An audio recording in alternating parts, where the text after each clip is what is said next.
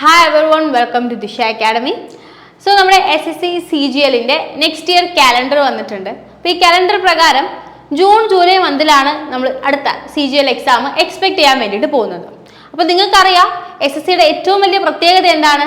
അവർ calendar once publish ചെയ്ത് കഴിഞ്ഞാൽ maximum അതേ ഡേറ്റുകളുമായിട്ട് സ്റ്റിക്ക് ഓൺ ചെയ്യാറുണ്ട്. എക്സാം അങ്ങനെ എക്സ്റ്റെൻഡ് ചെയ്യാറൊന്നുമില്ല. അപ്പോൾ നമുക്ക് ഇപ്പോൾ മുതൽ നോക്കിക്കഴിഞ്ഞാൽ ഏകദേശം ഒരു 6 മാസത്തോളമാണ് നമ്മുടെ SSC CGL 2025 പ്രിപ്പയർ ചെയ്യാൻ വേണ്ടിയിട്ട് കിട്ടുന്നത്. അപ്പോൾ കഴിഞ്ഞ വർഷത്തെ സംബന്ധിച്ചിടത്തോളം അത് കുറച്ചും കൂടി സമയം കുറവാണല്ലേ. കഴിഞ്ഞ വർഷം കാലണ്ടർ ഏകദേശം ഇതേ സമയത്ത് തന്നെ വന്നു. പക്ഷേ എക്സാം ഒരു സെപ്റ്റംബർ മാസത്തിലേക്കായിരുന്നു ഉണ്ടായിരുന്നത്. പക്ഷേ 2025 വരുമ്പോൾ ജൂൺ ജൂലൈ മന്തിൽ തന്നെ നമുക്ക് എക്സാം എക്സ്പെക്ട് ചെയ്യാൻ വേണ്ടിയിട്ട് പറ്റും. അപ്പോൾ ഇനി അങ്ങോട്ടുള്ള ദിവസങ്ങൾ ഏറ്റവും ക്രൂഷ്യലാണ് അല്ലേ, നമുക്ക് ഈ എക്സാം ക്ലിയർ ചെയ്യാൻ വേണ്ടിയിട്ട്. അപ്പോൾ ഈ എക്സാം ക്ലിയർ ചെയ്യാൻ വേണ്ടി നിങ്ങൾ എന്തൊക്കെ ചെയ്യണം, പ്രത്യേകിച്ച് എന്തൊക്കെ ചെയ്യാൻ പാടില്ല എന്നുള്ള കാര്യങ്ങളാണ് നമ്മൾ ഇവിടെ ഡിസ്കസ് ചെയ്യാൻ വേണ്ടിയിട്ട് പോകുന്നത്. ഈ കാര്യങ്ങളെല്ലാം തന്നെ നിങ്ങൾ മനസ്സിൽ വെച്ചുകൊണ്ട് പ്രിപ്പയർ ചെയ്ത് കഴിഞ്ഞാൽ എത്ര വലിയ കട്ട് ഓഫ് വന്നാലും നിങ്ങൾക്ക് ഉറപ്പായിട്ടും ഈ എക്സാം ക്ലിയർ ചെയ്യാൻ വേണ്ടിയിട്ട് പറ്റും. അപ്പോൾ കഴിഞ്ഞ വർഷത്തെ CGL ടയർ 1ന്റെ കട്ട് ഓഫ് ഇപ്പോഴാണ് വന്നത്, 2-3 ദിവസം ആയിട്ടേ ഉള്ളൂ. ഓൾമോസ്റ്റ് 153 മാർക്കോളം ജനറൽ കാറ്റഗറിയുടെ കട്ട് ഓഫ് വന്നിട്ടുണ്ടായിരുന്നു. അപ്പോൾ ഇത്രയും വലിയൊരു കട്ട് ഓഫ് എങ്ങനെയാണ് ക്ലിയർ ചെയ്യുക അല്ലെ? 200-ലാണ് എക്സാം, 153 മാർക്ക് കട്ട് ഓഫ് വന്നിട്ടുണ്ട്. അപ്പോൾ ഈ ഒരു കട്ട് ഓഫ് എങ്ങനെയാണ് ക്ലിയർ ചെയ്യേണ്ടത്, അല്ലെങ്കിൽ ആ ഒരു കട്ട് ഓഫിലേക്ക് എത്താൻ പറ്റുന്ന രീതിയിൽ നിങ്ങൾ എങ്ങനെയാണ് പഠിക്കേണ്ടത്, ഈ കാര്യങ്ങളാണ് നമ്മൾ ഇവിടെ ഡിസ്കസ് ചെയ്യാൻ വേണ്ടിയിട്ട് പോകുന്നത്. അപ്പോൾ നമ്മൾ ആദ്യം സബ്ജക്ട് വൈസ് സ്ട്രാറ്റജീസ് ചെക്ക് ചെയ്യുന്നതായിരിക്കും. അതിന് തൊട്ട് മുന്നേ തന്നെ നമ്മൾ എക്സാമിന്റെ സമയത്ത് അല്ലെങ്കിൽ എക്സാമിന് പ്രിപ്പയർ ചെയ്യുന്ന ഈ ഒരു ജേർണിയുടെ സമയത്ത് മനസ്സിൽ വെക്കേണ്ട കുറച്ച് കാര്യങ്ങൾ ഞാനൊന്ന് പറയാം. നിങ്ങൾ ഉറപ്പായിട്ടും ഈ കാര്യങ്ങൾ മനസ്സിൽ വെച്ചുകൊണ്ട് പ്രിപ്പയർ ചെയ്യാൻ തുടങ്ങിയിട്ട് മാത്രമേ കാര്യമുള്ളൂ. ഒന്നാമത്തെ കാര്യം, നിങ്ങൾക്ക് വേണ്ടിയിട്ട് ഒരു സ്പെസിഫിക് സ്ട്രാറ്റജി ഉണ്ടാക്കുക എന്നുള്ളതാണ്. അതായത് എനിക്കിപ്പോൾ നിങ്ങൾക്ക് പറഞ്ഞു തരാൻ പറ്റുന്നത് ഇന്ന സബ്ജക്റ്റുകളുണ്ട്, അതിന് ഈ ബുക്കുകളെയൊക്കെ നിങ്ങൾക്ക് റിലേ ചെയ്യാം, അല്ലെങ്കിൽ ഈ പർട്ടിക്കുലർ ഓൺലൈൻ കണ്ടന്റുകളെ നിങ്ങൾക്ക് റിലേ ചെയ്യാം.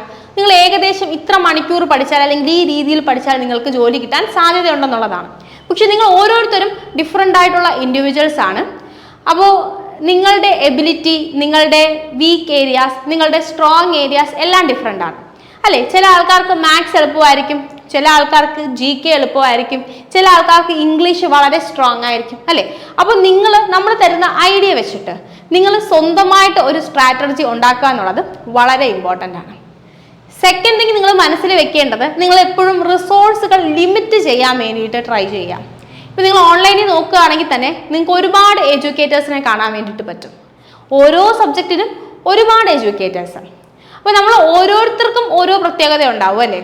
ഇപ്പം ചില ആൾക്കാർക്ക് ചില സ്ട്രോങ് ഏരിയാസ് ഉണ്ടാവും, അല്ലെങ്കിൽ ചില ആൾക്കാർ പറയുന്ന കുറച്ചും കൂടി ഈസി ആയിട്ടുള്ള ട്രിക്സ് ആയിരിക്കും. പക്ഷെ ചില ആൾക്കാർ എന്താ പറയുക, എളുപ്പമുള്ള ക്വസ്റ്റ്യൻസ് ഈസി ട്രിക്സ് ആയിട്ട് പറഞ്ഞു തരും. ചില ആൾക്കാർ കുറച്ച് ഡിഫിക്കൽട്ട് ലെവൽ ക്വസ്റ്റ്യൻസ് മാത്രം ഡീൽ ചെയ്യുന്ന ആൾക്കാരായിരിക്കും. അങ്ങനെ പല അഡ്വാൻറ്റേജസ് ഉള്ള ഡിസഡ്വാൻറ്റേജസ് ഉള്ള ഒരുപാട് എഡ്യൂക്കേറ്റേഴ്സിനെ നിങ്ങൾക്ക് ഓൺലൈനിൽ കാണാൻ വേണ്ടിയിട്ട് പറ്റും. പക്ഷെ നിങ്ങൾ എപ്പോഴും ചെയ്യേണ്ടത്, നിങ്ങൾ ട്രസ്റ്റ് ചെയ്ത ഒരാൾ, മാക്സിമം 2 പേര്, അതിലേക്ക് നിങ്ങളുടെ നമ്പർ ഓഫ് എഡ്യൂക്കേറ്റേഴ്സിനെ കുറയ്ക്കുക എന്നുള്ളതാണ്. ഓക്കെ, ഒരു 10 പേരെ നമ്മൾ ഫോളോ ചെയ്യുന്നതിൽ പോയിന്റ് ഇല്ല. കാരണം നിങ്ങൾ ത്രൂ ഔട്ട് നിങ്ങൾ ഈ ലേണിംഗ് ഫേസിൽ തന്നെ നിന്നുകൊണ്ടിരിക്കും. നമ്മൾ പ്രാക്ടീസ് ചെയ്യുക, നമ്മൾ സിലബസ് കവർ ചെയ്യുന്നു, പ്രാക്ടീസ് ചെയ്യുന്നു. ഓക്കെ, ഈ പ്രാക്ടീസിനും ഈക്വൽ ഇമ്പോർട്ടൻസ് ഉണ്ട്. നമ്മൾ എന്നും പഠിച്ചുകൊണ്ടിരുന്നു കഴിഞ്ഞാൽ നമുക്ക് അതിനെ സമയം കിട്ടും. നിങ്ങൾ ഏതെങ്കിലും ഒരു എഡ്യൂക്കേറ്ററിനെ, നിങ്ങൾക്ക് ഇഷ്ടമുള്ള ഒരാളെ, ഏത് ലാംഗ്വേജ് ആയിക്കോട്ടെ, ഏത് ചാനൽ ആയിക്കോട്ടെ, നിങ്ങൾ സബ്സ്ക്രൈബ് ചെയ്ത കോഴ്സ് ആയിക്കോട്ടെ, അതല്ലെങ്കിൽ നിങ്ങൾ ഓഫ്ലൈൻ എവിടെയെങ്കിലും പോയി പഠിച്ചതാവട്ടെ, നിങ്ങൾക്ക് അതിൻ്റെ നോട്ടുള്ള, അല്ലെങ്കിൽ നിങ്ങൾ നോട്ട് ഉണ്ടാക്കണം, ഫോളോ ചെയ്യണം എന്ന് വളരെ ആഗ്രഹിക്കുന്ന ഒരു എഡ്യൂക്കേറ്ററിനെ നിങ്ങൾ എപ്പോഴും ഫോളോ ചെയ്യാൻ വേണ്ടിയിട്ട് ശ്രമിക്കുക. എന്തിനു വേണ്ടിയിട്ടാണ്? മാത്സിന് ഒരാൾ, റീസണിങ്ങിന് ഒരാൾ, ഇംഗ്ലീഷിന് ഒരാൾ, അങ്ങനെ നിങ്ങൾ ഓരോ ആൾക്കാരെ ഫോളോ ചെയ്യാൻ വേണ്ടിയിട്ട് നോക്കുക. അതിനുശേഷം GK വരുമ്പോൾ ഓരോ സബ്ജക്റ്റിനും ഓരോ ആൾക്കാരെ വെച്ച് നിങ്ങൾക്ക് വേണമെങ്കിൽ ഫോളോ ചെയ്യാം. പക്ഷെ GKക്ക് നമ്മളങ്ങനെ റാൻഡം ആയിട്ട് പഠിച്ചു പോകുന്നതിനേക്കാൾ ഒരു സ്ട്രാറ്റജി ഉപയോഗിച്ച് പ്ലാൻ ചെയ്ത് പഠിക്കുന്നതായിരിക്കും ഏറ്റവും നല്ലത്. പിന്നെ നിങ്ങൾ ഓർക്കേണ്ട കാര്യം, ഒരു 2018 അല്ലെങ്കിൽ 2020 വരെയുള്ള സമയം നോക്കുകയാണെങ്കിൽ മാത്സിന് വളരെ ഇമ്പോർട്ടൻസ് ഉണ്ടായിരുന്നു. ഏറ്റവും ഹയർ ലെവൽ, ആ സമയത്തെ പ്രീവിയസ് ഇയർ ക്വസ്റ്റ്യൻസ് നിങ്ങൾ ചെക്ക് ചെയ്യുകയാണെങ്കിൽ നിങ്ങൾക്ക് മനസ്സിലാവും, അത്ര ഹയർ ലെവൽ ഓഫ് ക്വസ്റ്റ്യൻസ് അല്ലെങ്കിൽ അത്ര കോൺസെപ്റ്റ് ക്ലിയർ ആണെങ്കിൽ മാത്രം നിങ്ങൾക്ക് അറ്റൻഡ് ചെയ്യാൻ പറ്റുന്ന ടൈപ്പ് ക്വസ്റ്റ്യൻസ് ആയിരുന്നു ഏറ്റവും കൂടുതൽ CGL വന്നുകൊണ്ടിരുന്നത്. പക്ഷെ ഇപ്പോൾ 2024 അല്ലെങ്കിൽ 23 ആ ഒരു സമയത്ത് 2022 ശേഷമുള്ള ഏത് ക്വസ്റ്റ്യൻ പേപ്പർ നോക്കിയാലും മാത്സും റീസണിങ്ങും കുറച്ചും കൂടെ ഈസി ആയിട്ടുള്ള ഒരു ലെവലിലേക്ക് വരികയും അവിടെ തന്നെ ജി കെയുടെ ഇമ്പോർട്ടൻസ് വളരെ കൂടുകയും ചെയ്തിട്ടുണ്ട്. അപ്പോൾ ജി കെ വളരെ നല്ല രീതിയിൽ വളരെ പ്ലാൻഡ് ആയിട്ട് പഠിക്കുന്ന ആൾക്കാർക്ക് മാത്രമാണ് ഈ ഒരു കട്ട് ഓഫ് 150 എന്നൊക്കെ പറയുന്ന ഒരു കട്ട് ഓഫിലേക്ക് എത്താൻ വേണ്ടിയിട്ട് പറ്റുന്നത്. കാരണം ഒരു ആവറേജ് സ്റ്റുഡൻറ്റ് ഉറപ്പായിട്ടും മാത്സിനും റീസണിങ്ങിനും ഏറ്റവും നല്ല മാർക്ക് സ്കോർ ചെയ്തിട്ടുണ്ടായിരിക്കും. പിന്നെ ഇംഗ്ലീഷിലേക്ക് വരുമ്പോൾ അവിടെ വൊക്കാബുലറി ഉണ്ട്, കോംപ്രിഹെൻഷൻ ഉണ്ട്, അതുപോലെ ഗ്രാമർ ഉണ്ട്. ഇതിൽ വൊക്കാബുലറിയും നമ്മൾ പ്രീവിയസ് ഇയർ ബേസ് ചെയ്തിട്ട് നല്ലോണം കാണാതെ പഠിച്ച് ഒരുപാട് ബൈഹാർട്ട് ചെയ്യേണ്ട കാര്യങ്ങളുണ്ട്. പിന്നെ റൂട്ട് വേർഡ് വെച്ചിട്ടൊക്കെ നമുക്ക് പഠിക്കാം. അങ്ങനെ പല രീതിയിൽ പഠിച്ച് വളരെ പ്രാക്ടീസ് ചെയ്യേണ്ട ഒരു ഏരിയ തന്നെയാണ്. ഓക്കെ, അപ്പോൾ നിങ്ങൾ എന്തായാലും നിങ്ങളുടെ മനസ്സിൽ വെക്കാൻ നിങ്ങൾ നമ്പർ ഓഫ് എഡ്യൂക്കേറ്റേഴ്സിനെ നിങ്ങൾ കുറയ്ക്കും. പിന്നെ നിങ്ങൾക്ക് ചെയ്യാൻ പറ്റുന്നത് ജസ്റ്റ് ഡിസപ്പിയർ ചെയ്യുക എന്നുള്ളതാണ്. നിങ്ങളുടെ നാട്ടിലൊരു പരിപാടി നടക്കുമ്പോഴോ അല്ലെങ്കിൽ ഫാമിലിയിൽ ഒരു ഫംഗ്ഷൻ നടക്കുമ്പോഴോ ഒന്നും നിങ്ങൾ പോയില്ലെങ്കിലും ആ ഫംഗ്ഷൻ നടക്കുമോ ഇല്ലയോ നിങ്ങൾ ചിന്തിച്ചാൽ മതി. ഇപ്പോൾ നമ്മുടെ ഒരു റിലേറ്റീവിൻ്റെ കല്യാണമാണ്, ഞാൻ പോയില്ലെങ്കിൽ അവിടെ ആ കല്യാണത്തിന് എന്തെങ്കിലും പറ്റുമോ, എന്തെങ്കിലും ബുദ്ധിമുട്ടുണ്ടാവുമോ? അങ്ങനെ നിങ്ങൾ ചിന്തിക്കുമ്പോൾ ഞാൻ പോയില്ലെങ്കിലും അവിടെ ആ പരിപാടി പ്രോപ്പറായിട്ട് നടക്കും എന്ന് ഉറപ്പുള്ള സ്ഥലത്ത് നിങ്ങൾ പോവേണ്ട ആവശ്യമില്ല. ഓക്കെ, നിങ്ങൾ ത്രൂ ഔട്ട് ലൈഫ് അല്ല, പക്ഷേ ഈ ഒരു 6 മാസമാണ് നമ്മുടെ ഫ്രണ്ടിലുള്ളത്. ഈ സമയം നിങ്ങൾ അങ്ങനെ നിന്ന് വർക്ക് ചെയ്താൽ മാത്രമേ നിങ്ങൾക്ക് ഈ എക്സാമിലേക്ക് വരാൻ വേണ്ടിയിട്ട് പറ്റത്തുള്ളൂ. കാരണം അറ്റംപ്റ്റ് ചെയ്യുന്ന ആൾക്കാരിൽ ലെസ് ദാൻ 1% ആൾക്കാർ മാത്രം ജോലിയിലേക്ക് എത്തുന്ന ഒരു തരം എക്സാമിനാണ് നമ്മൾ പ്രിപ്പയർ ചെയ്യുന്നതെന്നുള്ളത് നമ്മുടെ മനസ്സിൽ വെക്കുക.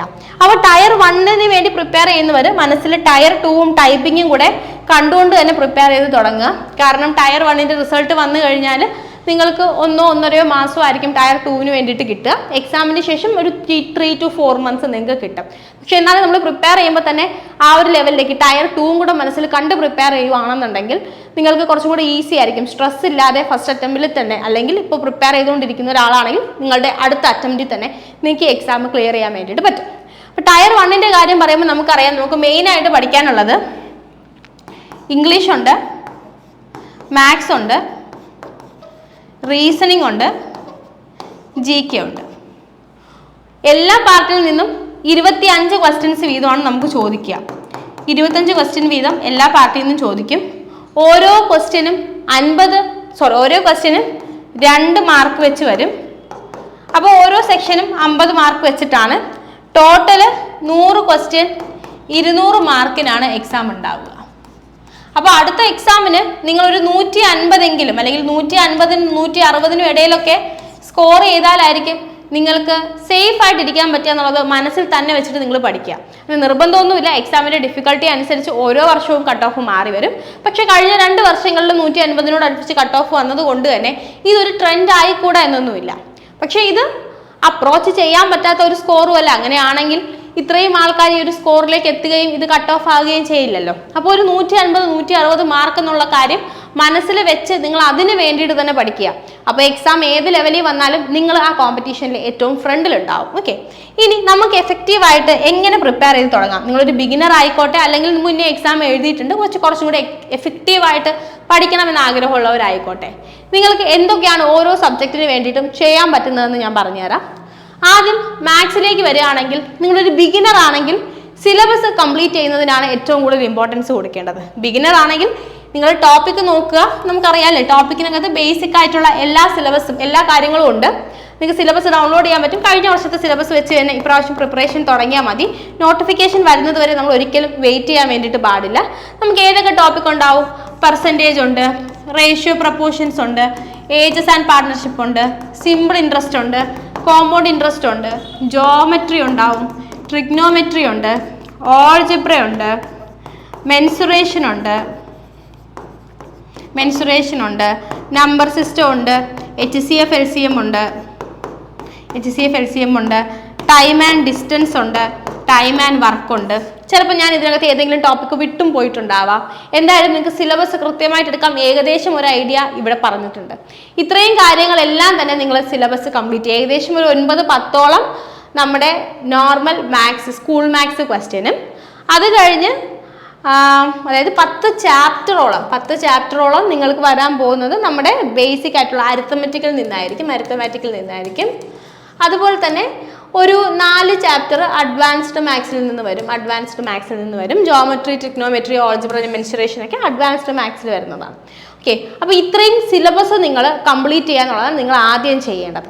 നേരത്തെ സിലബസ് ഒരു പ്രാവശ്യം കംപ്ലീറ്റ് ചെയ്തിട്ടുള്ള ആളാണെങ്കിൽ നിങ്ങൾ ചെയ്യേണ്ടത് നിങ്ങളുടെ കാൽക്കുലേഷൻ സ്പീഡ് ഇംപ്രൂവ് ചെയ്യുക എന്നുള്ളതാണ്.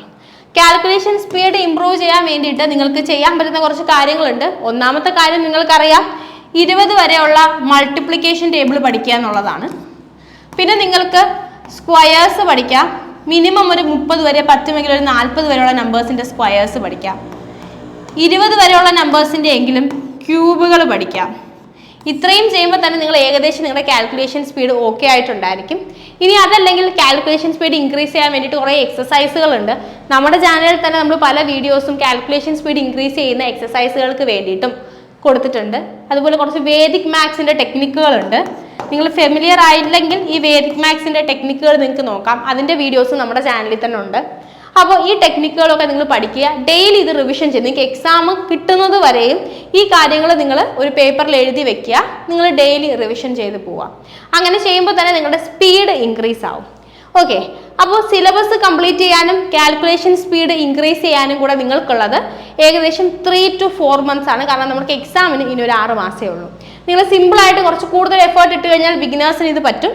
നേരത്തെ പഠിച്ചുകൊണ്ടിരിക്കുന്ന ആൾക്കാരാണെങ്കിൽ നിങ്ങൾക്ക് കുറച്ചും കൂടെ ഈസിയാണ്. കാരണം കാൽക്കുലേഷൻ സ്പീഡ് ഇൻക്രീസ് ചെയ്യാനും അതിൻ്റെ കൂടെ തന്നെ നിങ്ങൾക്ക് സിലബസ് ഒരു പ്രാവശ്യം റിവിഷൻ ചെയ്ത് കംപ്ലീറ്റ് ചെയ്യാനും ഈ 3 മാസത്തിൻ്റെ ഒന്നും ആവശ്യമില്ല. 2 to 2.5 months മാത്രം മതി. അത് കഴിഞ്ഞിട്ട് നിങ്ങൾ ചെയ്യേണ്ടത് സെക്ഷണൽ ടെസ്റ്റ് ചെയ്യുക എന്നുള്ളതാണ്. സെക്ഷണൽ ടെസ്റ്റ് എന്ന് പറയുമ്പോഴും നിങ്ങൾക്ക് എപ്പോഴും എങ്ങനെ ചെയ്യാമെന്ന് വെച്ച് കഴിഞ്ഞാൽ ഏതെങ്കിലും ഒരു ആപ്പിൽ റിലേ ചെയ്യാം. ടെക്സ്റ്റ് ബുക്ക് പോലുള്ള ആപ്പുകളുണ്ട്, ഒലിവ് ബോർഡ് ഉണ്ട്, ഇനി അതല്ലെങ്കിൽ ദിശ ലേണിംഗ് ആപ്പ് ഉണ്ട്. ആ ആപ്പിനകത്ത് നിങ്ങൾക്ക് ഫ്രീ ആയിട്ട് കുറച്ച് മോക്കുകളും കാര്യങ്ങളൊക്കെ കിട്ടുന്നുണ്ട്. ഇനി അതല്ല എന്നുണ്ടെങ്കിൽ നിങ്ങൾക്ക് പൈസ കൊടുത്ത് പർച്ചേസ് ചെയ്യാം. ഒട്ടുമിക്ക എല്ലാ പ്ലാറ്റ്ഫോമുകളിലും നമുക്ക് ലെക്കോസ് ഒക്കെ പർച്ചേസ് ചെയ്യുന്നതിന് കൂടെ തന്നെ ഈ മോക്ക് ടെസ്റ്റുകൾ കിട്ടും. അപ്പോൾ അങ്ങനെയുള്ള സെക്ഷണൽ ടെസ്റ്റുകൾ നിങ്ങൾക്ക് സ്പീഡ് കൂട്ടാൻ വേണ്ടിയിട്ട് ഏറ്റവും ബെനിഫിഷ്യൽ ആവാൻ പോകുന്നത് സെക്ഷണൽ ടെസ്റ്റുകളാണ്. അപ്പോൾ നിങ്ങൾ ടോപ്പിക്ക് കംപ്ലീറ്റ് ചെയ്യുന്നു. ബിഗിനർ ആണെങ്കിൽ കംപ്ലീറ്റ് ചെയ്തതിന് ശേഷം ഓരോ ടോപ്പിക്കും റിവിഷൻ ചെയ്യുന്നു, അതിൻ്റെ സെക്ഷണൽ ടെസ്റ്റ് ചെയ്യുന്നു. അങ്ങനെ ഇൻ്റർമീഡിയറ്റ് ലെവലിലുള്ള ആൾക്കാരാണെങ്കിൽ നിങ്ങൾ കാൽക്കുലേഷൻ സ്പീഡ് കൊണ്ടുള്ള എക്സസൈസ് ഡെയിലി ഒരു 30 മിനിറ്റ് വല്ലതും ചെയ്യുന്നു. അതിൻ്റെ കൂടെ ഓരോ ടോപ്പിക്കും നിങ്ങൾ റിവിഷൻ ചെയ്യുന്നു, അതിൻ്റെ സെക്ഷണൽ മോക്ക് ടെസ്റ്റ് ചെയ്തു പോകുന്നു. ഈ രീതിയിൽ നിങ്ങൾക്ക് എന്ത് ചെയ്യാം? സെക്ഷണൽ മോക്ക് അറ്റംപ്റ്റ് ചെയ്യാം. സെക്ഷണൽ മോക്ക് ചെയ്ത് കഴിഞ്ഞിട്ട് അതിൽ ഏറ്റവും ഇമ്പോർട്ടൻ്റ് ആയിട്ടുള്ള സ്റ്റെപ്പാണ് അനാലിസിസ് എന്ന് പറയുന്നത്. നിങ്ങൾ എങ്ങനെയാണ് അനലൈസ് ചെയ്യേണ്ടത്? ടെസ്റ്റ് എഴുതി നിങ്ങളുടെ റിസൾട്ട് വന്നു. ടെസ്റ്റ് എഴുതുമ്പോൾ നിങ്ങൾ ശ്രദ്ധിക്കുക, നിങ്ങൾ ശരിക്കും എക്സാം ഹാളിൽ എങ്ങനെയാണോ ഇരിക്കുന്നത് അങ്ങനെ ഇരുന്ന് തന്നെ നിങ്ങൾ ടെസ്റ്റ് അറ്റംപ്റ്റ് ചെയ്യുക. ഐസൊലേറ്റഡ് ആയിട്ടുള്ളൊരു റൂമിലിരിക്കുക. നിങ്ങൾ വീട്ടിൽ അമ്മയോ ആരെങ്കിലും ഉണ്ടെങ്കിൽ അവരോട് പറയുക, എന്നെ വിളിക്കരുത്, ഞാനൊരു അരമണിക്കൂർ ബിസി ആയിരിക്കും എന്ന് പറയുക. അതിനുശേഷം നിങ്ങൾ എന്ത് ചെയ്യണം? ഫോണും കാര്യങ്ങളൊക്കെ മാറ്റി മാക്സിമം ലാപ്ടോപ്പിൽ തന്നെ എടുക്കാൻ നോക്കുക ടെസ്റ്റ്. ഇനി അത് പറ്റുന്നില്ല, നിങ്ങൾക്ക് ഫോൺ മാത്രമേ ഉള്ളെങ്കിൽ ഫോൺ ആയാലും മതി. നിങ്ങൾ നോട്ടിഫിക്കേഷൻ ഒക്കെ ഓഫ് ചെയ്തതിന് ശേഷം ടെസ്റ്റ് എഴുതുക. ടെസ്റ്റ് എഴുതി നിങ്ങളുടെ റിസൾട്ട് മതി. നിങ്ങളുടെ റിസൾട്ട് എന്തും ആയിക്കോട്ടെ, കുഴപ്പമില്ല. കാരണം നമ്മൾ സ്റ്റാർട്ട് ചെയ്യുന്നവരൊക്കെ ആണെങ്കിൽ ഉറപ്പായിട്ടും മോക്ക് ടെസ്റ്റിൽ നിങ്ങൾ എത്ര പഠിച്ചാലും റിസൾട്ട് കുറവായിരിക്കും. നമ്മൾ ടെസ്റ്റ് എഴുതി മാർക്ക് വാങ്ങിക്കുക എന്ന് പറയുന്നത് നമ്മൾ ചെയ്ത് ഇമ്പ്രൂവ് ചെയ്യേണ്ട ഒരു സ്കില്ലാണ്. ഓക്കെ, അപ്പോൾ നിങ്ങൾക്ക് അത് അനലൈസ് ചെയ്യാം. എങ്ങനെയാണ് അനലൈസ് ചെയ്യേണ്ടത്? നിങ്ങൾ തെറ്റിപ്പോയ ക്വസ്റ്റ്യൻസ് എടുക്കുന്നു. തെറ്റിപ്പോയ ക്വസ്റ്റ്യൻസ് എടുത്തതിന് ശേഷം നിങ്ങൾ ഒരു മോക്ക് ടെസ്റ്റ് അനലൈസ് ചെയ്യാൻ വേണ്ടി ഒരു ബുക്ക് മാറ്റി വെക്കുന്നു. ഈ ബുക്കിലേക്ക് തെറ്റിപ്പോയ ക്വസ്റ്റ്യൻസ് മാറ്റി എഴുതുന്നു. മാറ്റി എഴുതിയതിന് ശേഷം നിങ്ങൾ ഏത് പ്ലാറ്റ്ഫോം ഉപയോഗിച്ചാലും അതിലെ സൊല്യൂഷൻസ് അങ്ങനെ തന്നെ എഴുതണം എന്ന് ഞാൻ പറയില്ല. കാരണം നിങ്ങൾക്ക് മനസ്സിലാവാൻ വേണ്ടിയിട്ട് ഒട്ടുമിക്ക എല്ലാ ക്വസ്റ്റ്യൻസിൻ്റെയും തന്നെ എന്താ പറയുക, വളരെ ഡീറ്റെയിൽഡ് ആയിട്ടുള്ള എക്സ്പ്ലനേഷൻ ആയിരിക്കും കൊടുത്തിട്ടുണ്ടാവുക. അത് വായിച്ചാൽ നിങ്ങൾക്ക് മനസ്സിലാവും. പക്ഷേ എക്സാമിന് ഒരിക്കലും നമുക്ക് ആ ക്വസ്റ്റ്യൻ അങ്ങനെ ചെയ്യാനുള്ള സമയമോ സാഹചര്യമോ കിട്ടില്ല. അപ്പോൾ നിങ്ങൾ എന്ത് ചെയ്യണം? നിങ്ങളതെങ്ങനെ നിങ്ങൾക്ക് ഈസി ആയിട്ട് ചെയ്യാൻ പറ്റുമെന്ന് നോക്കുക. ഒന്നുകിൽ നിങ്ങളുടെ ടെക്സ്റ്റ് നോട്ട്ബുക്കിൽ എന്തെങ്കിലും ട്രിക്ക് നിങ്ങൾ ഫോളോ ചെയ്യണ എഡ്യൂക്കേറ്റർ പറഞ്ഞു തന്നിട്ടുണ്ടായിരിക്കും. അപ്പോൾ അങ്ങോട്ടേക്ക് പോവാം. അതല്ലെങ്കിൽ നിങ്ങൾക്ക് എന്താ പേഴ്സണൽ മെൻറ്ററോ, നിങ്ങൾ ഏതെങ്കിലും കോഴ്സ് പർച്ചേസ് ചെയ്യുന്ന അവിടെ ഒരു പേഴ്സണൽ മെൻറ്റർ ഉണ്ടെങ്കിലോ, അല്ലെങ്കിൽ നിങ്ങളൊരു നല്ല സുഹൃത്ത്, എക്സാമിന് നിങ്ങളെപ്പോൾ തന്നെ പ്രിപ്പയർ ചെയ്യുന്ന ഒരു സുഹൃത്തുണ്ടെങ്കിലോ അവരോടൊക്കെ ചോദിച്ചിട്ട് നിങ്ങൾ എന്ത് ചെയ്യണം? ഈ ക്വസ്റ്റ്യൻ്റെ എല്ലാം ആൻസേഴ്സ് എഴുതുക. അപ്പോൾ ആദ്യത്തെ ദിവസം നിങ്ങൾക്ക് ചിലപ്പോൾ 20 ക്വസ്റ്റ്യൻ തെറ്റി കാണും. 25-ൽ 20 ക്വസ്റ്റ്യൻ തെറ്റി കാണും. Let it be. നിങ്ങൾ തെറ്റിയ ക്വസ്റ്റ്യൻസ് ചെയ്യുന്നു. ഇങ്ങനെ നിങ്ങൾ ഓരോ ചാപ്റ്ററും മോക്ക് ടെസ്റ്റ് ചെയ്ത് വരുമ്പോൾ ഓട്ടോമാറ്റിക്കലി നിങ്ങളുടെ സ്കോർ ഇൻക്രീസ് ആവും. നിങ്ങൾക്ക് തെറ്റ് പറ്റാനുള്ള സാധ്യത കുറയും. എക്സാമിൻ്റെ സമയത്ത് നിങ്ങളുടെ കോൺസെൻട്രേഷൻ കൂടും. ഓക്കെ, അപ്പോൾ അനലൈസ് ചെയ്യുന്നത് എങ്ങനെയാണെന്ന് നിങ്ങൾക്ക് മനസ്സിലായി. നിങ്ങളൊരു ബുക്കിലേക്ക് ക്വസ്റ്റ്യൻസ് മാറ്റി എഴുതുന്നു. അതിൻ്റെ സൊല്യൂഷൻസ് നിങ്ങളെക്കാൾ കൂടുതൽ അറിവുണ്ടെന്ന് നിങ്ങൾക്ക് ഉറപ്പുള്ള ഒരാളോട് ചോദിച്ച് ഏറ്റവും എളുപ്പമുള്ള രീതിയിൽ തന്നെ ആൻസേഴ്സ് കണ്ടുപിടിച്ച് അത് ആ ബുക്കിൽ എഴുതുന്നു. ആ ബുക്ക് കൃത്യമായിട്ട് നിങ്ങൾ റിവിഷൻ ചെയ്യുന്നുണ്ടോ നിങ്ങൾ ഉറപ്പ് വരുത്തുന്നു. അടുത്ത ദിവസം ടെസ്റ്റ് എഴുതുന്നതിന് മുന്നേ തലേ ദിവസത്തെ കാര്യങ്ങൾ നിങ്ങളൊന്ന് മറച്ചു നോക്കിയിട്ട് വേണം എഴുതാൻ. അതുപോലെ തന്നെ ഓരോ വീക്കിലും നിങ്ങൾ ബുക്ക് റിവിഷൻ ചെയ്യുന്നുണ്ടെന്ന് നിങ്ങൾ ഉറപ്പ് വരുത്തണം. ഈ മോക്ക് ടെസ്റ്റ് സെക്ഷണൽ ടെസ്റ്റ് ചെയ്യുന്നതിനോടൊപ്പം നിങ്ങൾക്ക് സമയം കിട്ടുമ്പോൾ നിങ്ങൾക്ക് ചെയ്യാൻ പറ്റുന്ന, അല്ലെങ്കിൽ ഇന്റർമീഡിയറ്റ് ലെവലിലുള്ളവർ ഡെയിലി ചെയ്യേണ്ട, ബേസിക് ആയിട്ടുള്ള ആൾക്കാർ സിലബസ് കംപ്ലീറ്റ് ചെയ്ത് അത്യാവശ്യം സെക്ഷണൽ ടെസ്റ്റ് എടുത്ത് തുടങ്ങുന്ന കൂട്ടത്തിൽ തന്നെ ചെയ്യേണ്ട മറ്റൊരു കാര്യമാണ് പ്രീവിയസ് ഇയർ ക്വസ്റ്റ്യൻസ് പ്രാക്ടീസ് ചെയ്യുക എന്നുള്ളത്. ഒന്ന്, നിങ്ങൾക്ക് സെക്ഷണൽ ടെസ്റ്റ് പ്രീവിയസ് ഇയർ ക്വസ്റ്റ്യൻസിൻ്റെ തന്നെ ഡയറക്റ്റ് എടുക്കാം. അതല്ലെങ്കിൽ പിന്നാക്കിൾ പോലുള്ള ഏതെങ്കിലും ഒരു പ്രീവിയസ് ഇയർ ക്വസ്റ്റ്യൻസ് കിട്ടുന്ന ബുക്ക്, പിന്നാക്കിളോ കിരൺസോ ഏത് വേണമെങ്കിലും നിങ്ങൾക്ക് യൂസ് ചെയ്യാം. ആ ബുക്കിൽ നിന്ന് ഒരു 100 ക്വസ്റ്റ്യൻ ഡെയിലി ചാപ്റ്റർ വൈസ് നിങ്ങൾ പ്രാക്ടീസ് ചെയ്യാം. നിങ്ങളിപ്പോൾ ജോലിക്ക് പോകുന്നവരാണ്, അല്ലെങ്കിൽ നിങ്ങൾ കോളേജിൽ റെഗുലർലി പോകുന്നവരാണ്, നിങ്ങൾക്ക് സമയമില്ല, അങ്ങനത്തെ ഒരു പ്രശ്നം ഉണ്ടെങ്കിൽ മിനിമം 50 ക്വസ്റ്റ്യൻ എങ്കിലും ചെയ്യാം. അതായത് ഇപ്പോൾ ഇന്ന് പെർസെൻറ്റേജിൻ്റെ 50 ക്വസ്റ്റ്യൻ ചെയ്തു, നാളെ റേഷ്യോയുടെ 50 ക്വസ്റ്റ്യൻ ചെയ്തു, അടുത്ത ദിവസം സിമ്പിൾ ഇൻട്രസ്റ്റിൻ്റെ 50 ക്വസ്റ്റ്യൻ ചെയ്തു. അങ്ങനെ നിങ്ങൾ ഒരു 15 ദിവസം ആകുമ്പം കംപ്ലീറ്റ് ആവും അല്ലേ, എല്ലാ ചാപ്റ്ററിൻ്റെയും 100 ക്വസ്റ്റ്യൻ കംപ്ലീറ്റ് ആവും. അത് കഴിഞ്ഞ് നിങ്ങൾ അടുത്ത റൗണ്ട് വരുന്നു.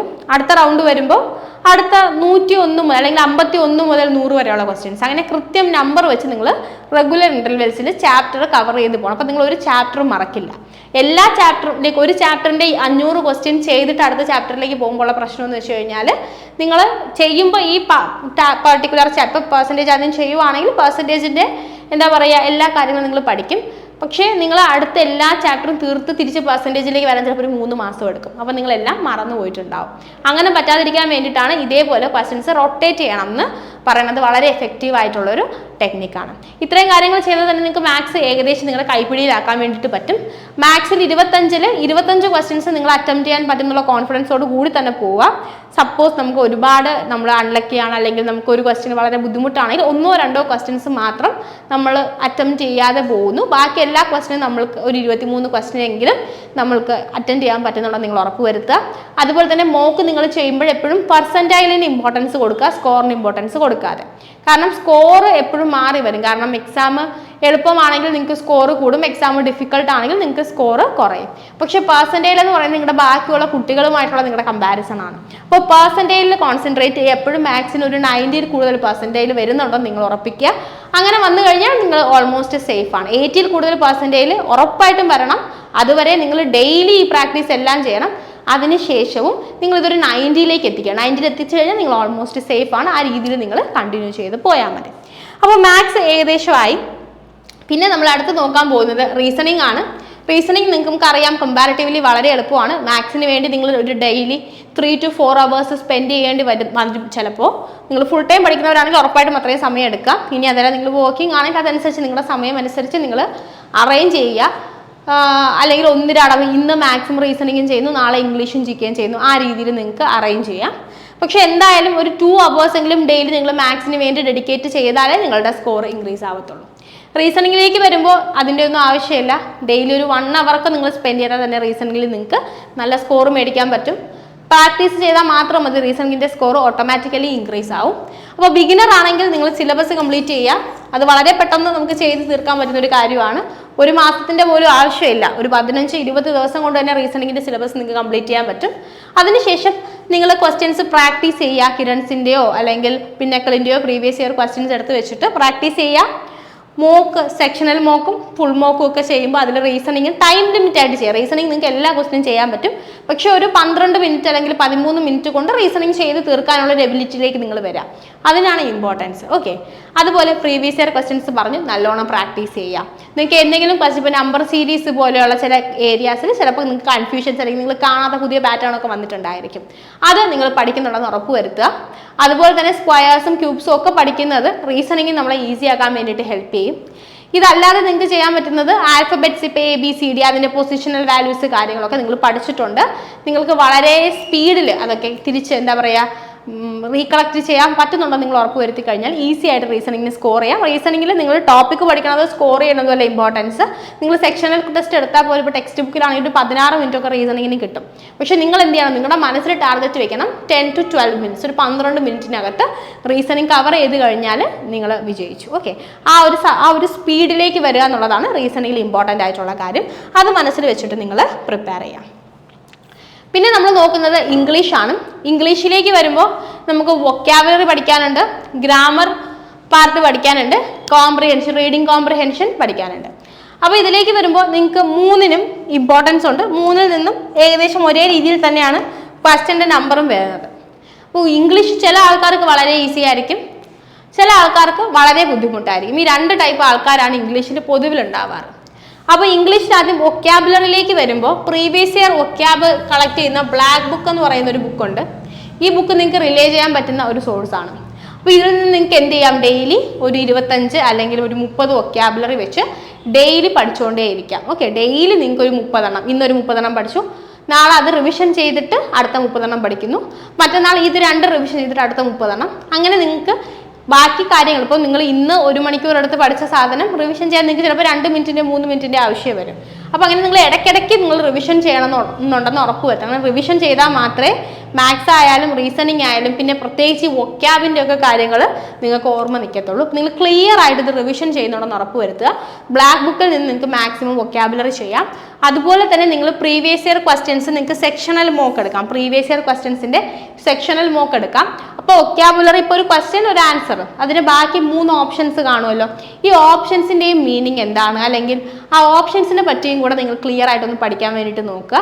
ഇന്നത്തെ ക്വസ്റ്റ്യൻ്റെ ഓപ്ഷനായിട്ട് വരുന്ന ആൾ നാളത്തെ ക്വസ്റ്റ്യൻ ആവാനുള്ള ചാൻസ് ഉണ്ടെന്നുള്ള കാര്യം നിങ്ങൾ മറക്കാതിരിക്കുക. ഇംഗ്ലീഷും മോക്കിന് ഒരു സെപ്പറേറ്റ് ബുക്ക് കീപ്പ് ചെയ്യും. വൊക്കാബുലറി നിങ്ങൾ പുതിയതായിട്ട് കാണുന്ന കാര്യങ്ങൾ അതിൽ എഴുതി വെക്കുകയും ചെയ്തു കഴിഞ്ഞാൽ നിങ്ങൾക്കത് വളരെ യൂസ്ഫുൾ ആയിരിക്കും.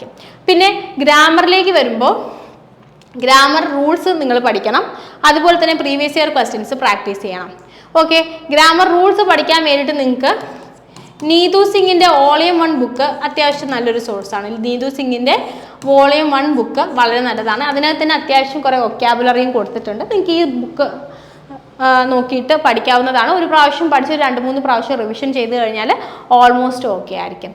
പിന്നെ കോംപ്രിഹെൻഷൻ നിങ്ങൾക്ക് ഹിന്ദു ന്യൂസ് പേപ്പർ വായിച്ചിട്ട് ഒരുപാട് സമയമൊന്നും 2 മണിക്കൂറൊന്നും നമ്മൾ UPSCക്കല്ല പ്രിപ്പയർ ചെയ്യണത്, കുത്തിയിരുന്ന് പത്രം വായിക്കണം എന്നില്ല. പക്ഷെ എന്നാലും ഒരു ½ an hour എങ്കിലും നിങ്ങൾ നല്ല രീതിയിൽ പത്രമൊക്കെ വായിക്കുന്നുണ്ടെന്ന് ഉറപ്പ് വരുത്തുക. ഇനി അതല്ലാന്നുണ്ടെങ്കിൽ നിങ്ങൾക്ക് ഇൻട്രസ്റ്റ് ഉള്ള എന്തെങ്കിലും നല്ലൊരു ഇംഗ്ലീഷ് ജേണലോ നല്ലൊരു ഇംഗ്ലീഷ് നോവലോ എങ്കിലും വായിക്കുക. മനസ്സിലാക്കി ഒരു 1/2 മണിക്കൂറെങ്കിലും സ്പെൻഡ് ചെയ്തിട്ട് വായിക്കുക. പിന്നെ പ്രീവിയസ് ഇയർ ക്വസ്റ്റ്യൻസ് നിങ്ങൾക്ക് കൂടുതൽ പ്രാക്ടീസ് ചെയ്യാൻ വേണ്ടിയിട്ട് പിന്നക്കിളിൻ്റെ previous year question chapter wise ബുക്കും നിങ്ങൾക്ക് യൂസ് ചെയ്യാൻ വേണ്ടിയിട്ട് പറ്റും. പിന്നെ GKയിലേക്ക് വരുമ്പോൾ നമുക്കറിയാം വളരെ വാസ്റ്റാണ്. സയൻസ് ഉണ്ട്, അതിനകത്ത് തന്നെ ഫിസിക്സ്, കെമിസ്ട്രി, ബയോളജി വരും. ഹിസ്റ്ററി ഉണ്ട്, ജോഗ്രഫി ഉണ്ട്, പൊളിറ്റി ഉണ്ട്, എക്കണോമിക്സ് ഉണ്ട്, സ്റ്റാറ്റിക് GK ഉണ്ട്, കറണ്ട് അഫയേഴ്സ് ഉണ്ട്. കറണ്ട് അഫയേഴ്സിൻ്റെ കാര്യം പറയുമ്പോൾ 2024 കറണ്ട് അഫയേഴ്സ് ഫുള്ള് പഠിക്കണം. 2023 ടോപ്പിക് വൈസ് നിങ്ങൾ പഠിക്കണം. ടോപ്പിക് വൈസ് ഇമ്പോർട്ടൻ്റ് ആയിട്ട് വരുന്ന കാര്യങ്ങൾ. 2025 എക്സാം എപ്പോഴാണോ നടക്കുന്നത് അതിന് മിനിമം 1 മാസം മുന്നേ ഉള്ള കാര്യങ്ങൾ വരെയും നിങ്ങൾ പഠിച്ചിരിക്കുക. ചില സമയത്ത് 2021 20 ഒക്കെ ചോദിച്ചെന്ന് വരാം. SSC പൊതുവിൽ അത്ര ദൂരേക്ക് പോയി ചോദിക്കാറില്ല. ഇനി അഥവാ അങ്ങനെ വന്നാലും അത് നിങ്ങൾ അത്ര മൈൻഡ് ചെയ്യണം എന്നില്ല. പക്ഷെ ഇത്രയും ഏരിയയിൽ നിന്ന് നിങ്ങൾ പഠിക്കണുണ്ടെന്ന് ഉറപ്പ് വരുത്തുക. ഓക്കെ, ബാക്കി നിങ്ങളുടെ സമയം പോലെ ഒരു 2021 ശേഷമുള്ള എന്ത് പഠിച്ചാലും അത് ബോണസാണ്. പക്ഷെ ഇത്രയും കാര്യങ്ങൾ നിങ്ങൾ പഠിക്കുന്നുണ്ടെന്ന് ഉറപ്പ് വരുത്തുക. സയൻസ് നമ്മൾ എപ്പോഴും NCERT ടെക്സ്റ്റ് ബുക്കിനെ ബേസ് ചെയ്തിട്ട് പഠിക്കുന്നതായിരിക്കും നല്ലത്. നല്ലൊരു എഡ്യൂക്കേറ്ററിൻ്റെ ഹെൽപ്പോട് കൂടി നിങ്ങൾക്ക് സയൻസ് കുറച്ച് ഈസി ആയിട്ട് തന്നെ പെട്ടെന്ന് പഠിച്ച് തീർക്കാൻ വേണ്ടിയിട്ട് പറ്റും. പിന്നെ ഹിസ്റ്ററി ഉണ്ട്. ഹിസ്റ്ററിയിൽ തന്നെ എല്ലാ ഏരിയാസും ഇമ്പോർട്ടൻ്റ് ആണ്. എവിടെ നിന്നാണ് ചോദ്യം ചോദിക്കുന്നതെന്ന് നമുക്ക് ഗസ് ചെയ്യാൻ പറ്റില്ല.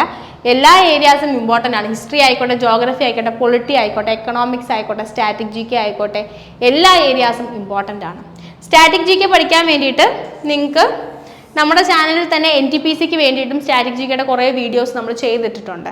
നിത്യമിസിൻ്റെ ഒരുപാട് വീഡിയോസ് കിടപ്പുണ്ട്. വളരെ നല്ല കണ്ടന്റ് ആണ്. ഓരോ ക്വസ്റ്റ്യനും പ്രീവിയസ് ഇയർ ക്വസ്റ്റ്യനും അതിൻ്റെ റിലേറ്റഡ് ഫാക്ടേഴ്സും എല്ലാം എടുത്ത് പറഞ്ഞിട്ടുണ്ട്.